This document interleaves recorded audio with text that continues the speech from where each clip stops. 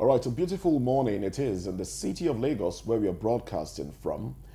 I'm Moses Humphrey, and working with me this morning is Esther Nwachukwu, and this is VOP This Morning. VOP stands for Voice of the People, and that's how we appear on YouTube. Now, President Bola Tinubu has emerged the new chairman of the Authority of Heads of State and Government of the Economic Community of West African States, ECOWAS. Plus, a court has ordered the federal government to account for all monies recovered from the Abacha loot since 1999.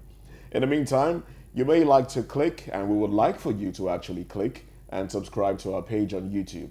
We are Voice of the People, as I said earlier, Voice of the People TV.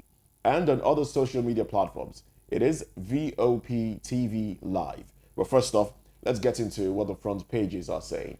And to help me make sense of these stories on the cover page of some newspapers, I have with me VOP analyst Cyril Abaku. Good morning to you, Cyril. Good morning, Moses. A fantastic day it is, right? Of course. A good day to be on. I'm among those who say, thank God it's Monday, so... Well, a lot more people will feel, what is wrong with this man? Oh, well, Yeah. Let's get into the cover pages of some dailies now. We do have the Punch newspaper, of course, and then we have the Guardian. But let's start off with the Guardian newspaper. 5 ex-governors, technocrats, lead Tinubu's 42-man cabinet. Apparently, the 60 days law to, is beginning to catch up with him. And we do hope that the list is put out and approved in good time. All right. Also, from The Guardian, we have Dangote congratulates, the Guardian newspaper for its anniversary. Tinubu emerges ECOWAS chairman, commits to democracy in sub-region. ECBA, hired to destabilize Southeast, frustrates Kanu's release to enrich self, says Ohaneze. Terrorists kill 231 persons in Mangu Council. That's wow. Okay, and then you would have pictures of some pictorials here. Oh well, Cyril. I don't know. Is it the ECBA story? Is it the terrorist story? 231 persons. That's alarming. The Nigerian problem has... I don't know if there are still words for us to use in the dictionary to describe it. Things don't seem to be changing. Things Seem to be getting worse. appear to be getting really, really worse. But the way it is, it looks like when someone is beating a dead horse. So how much more are you going to... You can't beat it back to life. You just keep beating and beating and beating and beating. You've smashed it, actually, and you're still beating it. So we need to go from the beating itself to the beater and to know what exactly is fueling this beating. People have died.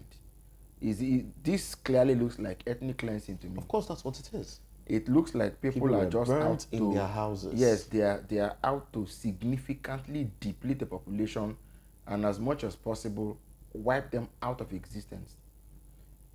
As far as I'm concerned, there's no government in Plateau State. There's no government in Mangu. The federal government has no business. They can't be collecting taxes from those people. They should be ashamed. Federal government should make sure that for the next 50 years, they don't tax anybody in Mangu, because they have demonstrated disregard for life and property. compliance with evil. Why shouldn't I think that the federal government is the terrorist itself? People, if people can come out this blatant, can this be happening in Lagos or even in Abuja? If people can come out blatantly, week after week after week after week, there's a systematic. And on my phone, for example, this guy Solomon Daliop, the youth president of the Bureau of People, always sends these things on a daily basis. They've received intelligence, and it's not as if this has happened by surprise. Almost every day, he would say, "This evening we hear they are going there. Tomorrow we hear they are going there," and they just carry on. That is also to say that the police should also have that information. The police and the DSS You know, that's what I'm saying. If even a civilian and a civilian stakeholder is having this sort of intelligence information, how do you think the police does not, or the DSS does not already have it? There is police intelligence, DSS is there, army intelligence, air force, navy, defense intelligence, NSCDC, all these people are there, and yet week in, week out, houses are burned, farmlands are ransacked. See, the thing is this: if what we even saw in Lagos here, some people saying, go back to your village and vote, you don't belong here.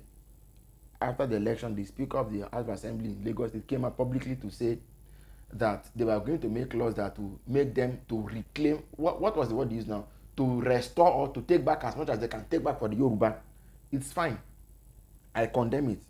But if even in the most civilized city in Nigeria we can be hearing such divisive tribalistic rhetoric, why then do herders and settlers believe that Jos should be their own, or the Plateau State that they will be the ones to go to Plateau and, you know, push the natives out and then take over the place? Is it that the solution to the national question applies in Plateau but does not apply in Lagos? Yeah? In any case, the circumstances are even very different. People are just in Lagos, they're doing business. Yes. But some people go to Plateau. Very different actually. You go there, it's not your land, it's not your whatever. Then they take over the place, they rename those communities. Yeah, so if I was president today, I will go on national television and kneel down and apologize to the people of Plateau and say that for the crass failure, I'm looking for the adjectives, for the collaborative failure of federal government in tackling this insecurity. People in Mango should be given tax holiday for the next 20 years. No, don't collect it because you failed them. Why are they citizens of Nigeria? When you can't protect them, you can't cover them. You know, it's like what happened in Benue. Somebody came and said, don't worry, we know you're hunters, bring your guns. You know, we'll bring peace. Then the following, after they surrender their weapons, their whatever for self-defense, the following people go in there and slaughter them. Some people are asking, why is Nigeria the way it is? I hope we see that there's too much blood crying for justice in this land. So this talk about whatever hope the president has about fixing this country, if it will come at the cost of justice, it means that in another 4 or 8 years time, people will leave Nigeria worse than the way he met it. Because there are some things that go out. No, there are some things that are beyond policies and speeches. Look at when they installed the Olu of Ishekiri. The day he ascended the throne, he said he was releasing forgiveness. He said that Saturday when they coronated him, he said that the federal government did evil to his predecessors, to people who sat on the throne before, and that as a result of that, I think either the person who was there before him or 2 people before him, that the person released the curse of Nigeria. These are facts. You can't have people who are custodians of culture cursing the very land that they're living on, and you hope that things will be fine. It will not be fine. There may be individual progress, but collectively as a nation, we will be held down. And to be fair, to be sincere, the way the Civil War was fought and lost, the way June 12 was fought and won or lost. If you look at every epoch, Nigeria advances by pushing justice to the river. You don't run in. We need to sit down. We need to sit down. How does the president superintend over a nation where blood is being carnage on a daily basis? And nobody seems to. And the president, they've never for once addressed that issue. And you tell me that all will be well. Well, that's if you want to do the calculation, since May 29, 2023 up until now, we should be counting over 500 people dead. I will put it at more than 1,000, and let me tell you why. There are some from Lagos to Plateau State. When I was doing my youth service, we went from Osun to Plateau. It was this NCCF conference. Yes. We left Osun State around 5 a.m. in the morning and got to Mr. Ali, where the meeting was holding. Mr. Ali, it was 11:30 in the night. There are some parts of Plateau that are so far flung that it may take another one before you can know that people were also killed there. Please. So we shouldn't talk about figures. When you want to be like America, in America somebody had malaria. It was global news. You don't treat the dead, you know, with the sanctity and seriousness that it deserves. So why should the outsiders even care about you? You have a country where police officers enter the vehicle in broad daylight and over a human ran over a human being. All right, let's Come on, there's come a whole lot on, more. come on. It's that in itself can attract a curse. It's a curse in itself. It's a curse. Then did you see what the police said? The police, in attempting to, first they said the Nigeria police are taking over the case, or they told them to come to Abuja and so on. Then they said that, and we've not had anything since that time, that they now said that the people deliberately did what they did, ran over the vehicle. But the state police, the spokesman of the police in Edo, in the statement he had issued initially, said that the passerby registered arrest and destroyed the police vehicle. What is he saying? That sounded like you're justifying is he saying? The act. A passerby resisted arrest. All right, let's and destroy the police vehicle that they used to run over him. Let's get into another daily and touch on some other headlines. Sorry, Simon Ekpa. Just pardon me this morning. You know, because we need to deal with these issues as they are. I want to believe that Ekpa is being sponsored. I believe so too. I believe that, as like I said last week, the insecurity in the southeast is an export. Some people are deliberately sitting somewhere to export insecurity, export unknown gunmen, export violence, export sit at home, export all kinds of things to the southeast. The southeast, I know, won't be doing what you're seeing doing. What is going on is a deliberate, masterminded, well orchestrated, and you know, I'm not Igbo. God knows. I'm an Ijaw by ethnic extraction. But you look at the way Nigeria, how God distributed the talent now to the Nigerian peoples. Nigerian industrialization, Nigeria's industrial emergence in the global community. If Nigeria is going to have a seat at the table of men in the Committee of Nations, you cannot do that at the expense of the Igbo. You know, two reasons. One, philosophically, they say if you hold a man down, where are you also going to be? You're going to stay down as well. You must be down with him. That's one. Number two is the fact that these are people that God has given the wisdom and talent for production. So I don't see what Nigeria wants to gain. Go to Abuja, they will tell you that sometimes when some of these people take these contracts, they will need somebody who will come down, you know, who will come down with them to break the figures, break everything down. You know, there are it's a strength God gave them. Capacity for production. Look at Aba, for example. Look at all their markets. They've demonstrated the fact that if they are given extra support or boost, they will be able to, you know, satisfy the country in terms of household equipment, in terms of fashion, in terms of all kinds of things. So for Nigeria to think, what we are doing, we are postponing our day of greatness. So whoever is sponsoring Simon Ekpa and his ilk to create a stability in the southeast, it is up to them. But I hope that the day justice is served, it will fall on them and on the people who are backing them. All right. And I'm sure a lot of people will say amen. No, of course. Of course. Let's get into the Punch newspaper now, shall we? From the Punch newspaper, the banner headline here is Ministerial Appointment. National Assembly awaits nominees as Tinubu sends list to DSS, EFCC, others. Head of service reshuffles secretaries ahead of minister's arrival. Orders Tuesday resumption. Permanent Secretary writes Gbajabiamila Akume. Security chiefs others to on redeployment. I beg your pardon. Permanent Secretary writes Gbajabiamila Akume.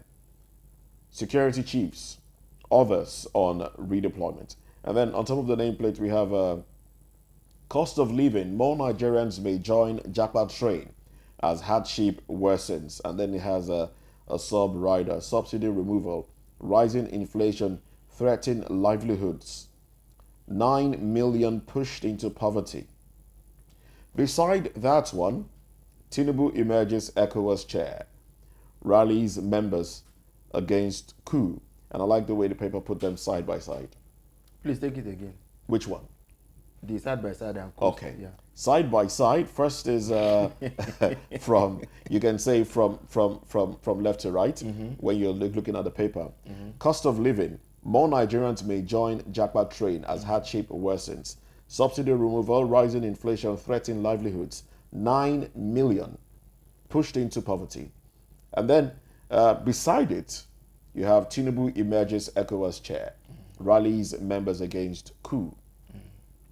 Now, let's go into some other headlines from the Punch newspaper. We have this one here. Presidency, I worked against Atiku, says Fayose. Adamu, NWC members on collision course over APC account audit. NDLEA arrests Delta church workers, seizes drugs in states. And then FG to shut online banks pestering debtors. 18, it's not the first time we're hearing about this. It's like they say these things, but the banks are still there. 18 Benin Republic bound party goers, driver, motor boy die in Lagos crash.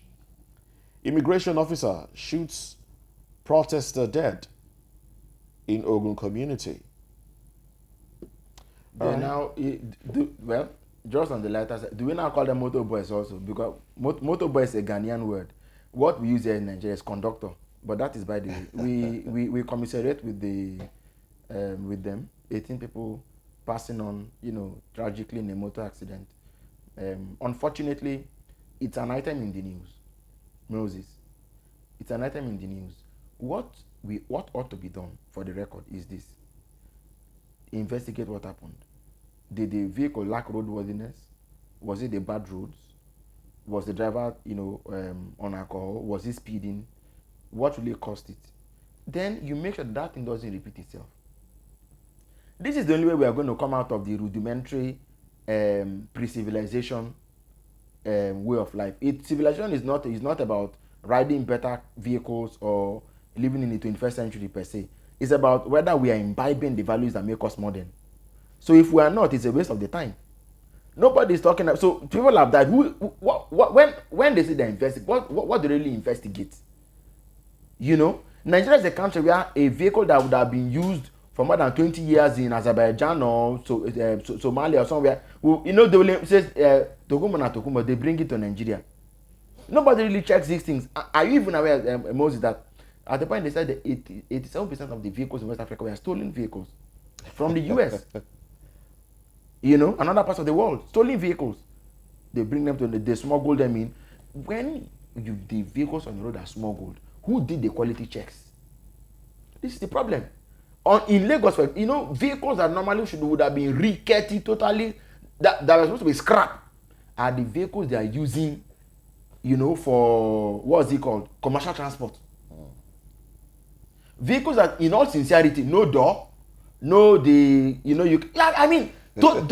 dead vehicle. Are they really that bad? And do you know we are not aware of what these things are. We just take it that it's a motor, just enter and go where you're going. That thing is gone. That sense of saying, is this vehicle worth being on the road? Being on the road. It will be fuming for more than a mile, fumes on the road. Nobody cares. You just continue, they go, pay the driver, they go where they go. Then number two, this accident, who is investigating it? Because people cannot just die like that. Look, technology was designed to make life a lot more meaningful, a lot easier, a lot safer. So where technology fails, we need to check what exactly went wrong with the technology. Was it the human element that came into it, or was it the technology all by itself?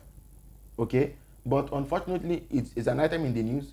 I don't know what they write in those papers. They just come and I've not even seen where Nigeria seriously say, okay, let's cordon off the place and let's take the you don't see those things. One time somebody was assassinated. They said Metropolitan Police was going to come to Nigeria to support the Nigerian police. Just went there, started sweeping the place to clean it up, so that when Met Police come to find the clean. No, not. I don't mean the evidence. They wanted to clean up the place, and by the time the police said everything we will go take work, they don't come out.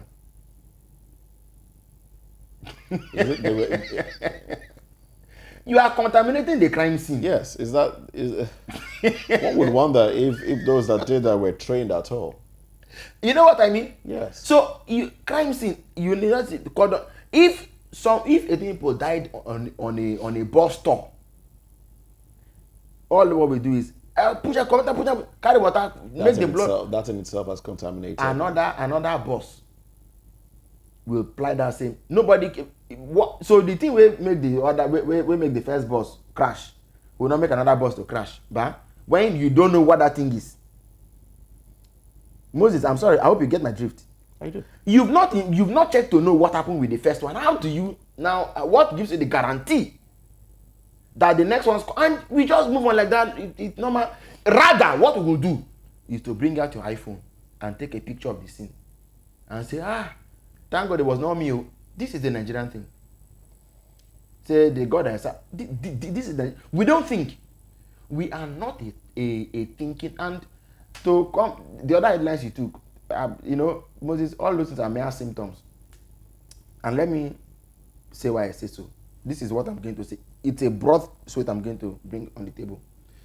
I read an article some years ago, right, in which the writer, the author, a journalist, of course, those were jackpot long ago, because the intellectual class were the ones who first saw where Nigeria was going and realized that this was not the off. It's true.